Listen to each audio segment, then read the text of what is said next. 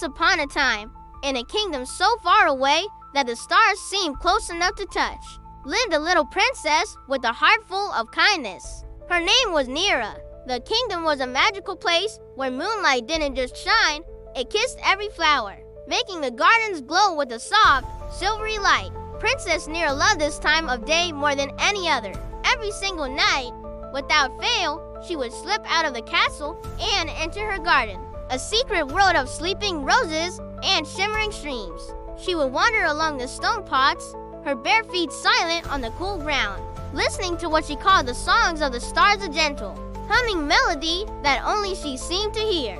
Tonight, the moon was a perfect, brilliant circle in the dark velvet sky, and its light was especially bright. "Oh, how lovely the moonlight is tonight," Nira whispered to a sleepy Daisy, her voice as soft as a breeze. The air was still and quiet, filled only with the sweet scent of night-blooming jasmine and the distant chirp of crickets. As she walked deeper into the garden, she came to her favorite spot, a small, crystal-clear pond, where lily pads floated like green plates upon the water. The surface of the pond was a perfect mirror, reflecting the moon and all the stars above. It looked like she was standing on the edge of the sky itself.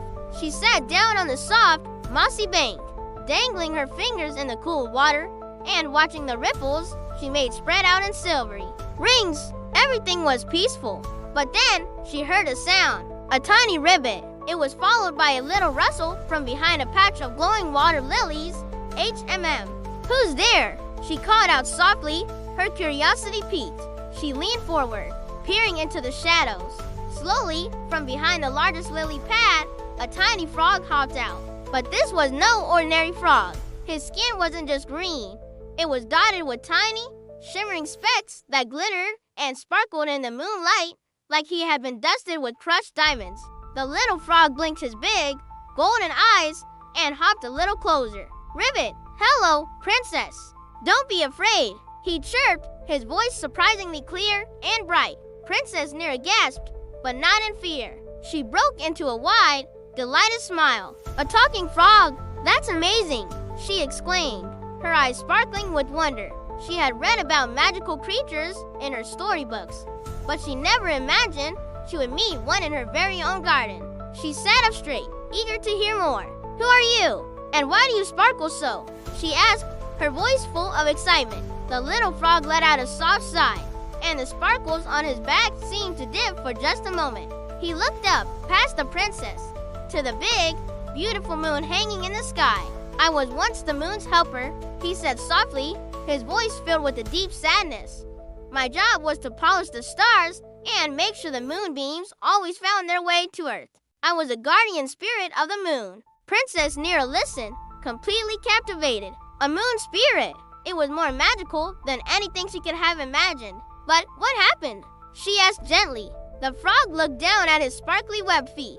"One night," he continued, his voice barely a whisper, "while I was carrying her silver crown, my feet were slippery. I dropped it. It fell all the way from the sky and landed right here, in this pond." He pointed a little foot towards the water. "The moon was sad, but she is also very just. She said that as a consequence for my carelessness, I must remain here, as a frog, until her crown is found." His sparkly skin seemed to droop with his sorrow. "Oh, you poor thing," Princess Nira said, her heart aching for the little creature. She couldn't imagine being stuck, unable to go home. "Don't worry," she declared with a determined look on her face. "I'll help you. We'll find that crown together." A spark of hope returned to the little frog's eyes. "You will, Ribbit. You really will," he chirped. "Of course," said Princess Nira. "Two sets of eyes are better than one." So, without a moment's hesitation, Princess Nira and her new sparkling friend began their search. The moonlight on the water's surface rippled and danced, as if encouraging them. Nira carefully rolled up the sleeves of her silk nightgown. "Okay," she whispered to the frog, who had hopped onto her shoulder. "Where should we look first?" Together, they searched beneath the rippling moonlight. Nira's small hands were gentle as she lifted the edges of the big, flat lily pads, peering into the dark water below. The frog, with his excellent vision, would point with his little foot. "Ribbit, try over there, by the mossy rock." He'd suggest they peeked under smooth, gray pebbles at the bottom of the shallow parts of the pond. They parted the long, green reeds that grew along the bank, their stems looking like stripes of silver and shadow in the night. Tiny silver fish darted away from Nira's hands, their scales flashing as they swam. The water was cold, but Nira didn't mind one bit. She was on a mission, an important, magical quest. She was determined to help her friend return to his home in the sky. They searched and searched, but the crown was nowhere to be found. Nira started to feel a little discouraged. The pond was bigger than it looked.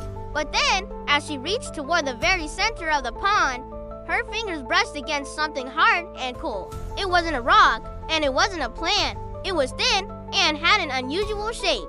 "I see something shiny," Princess Nira exclaimed excitedly, her voice a loud whisper in the quiet night. Her heart beat faster. She plunged her arm deeper into the water, her fingers closing round the object. It was delicate and light. Carefully, she lifted her hand out of the pond.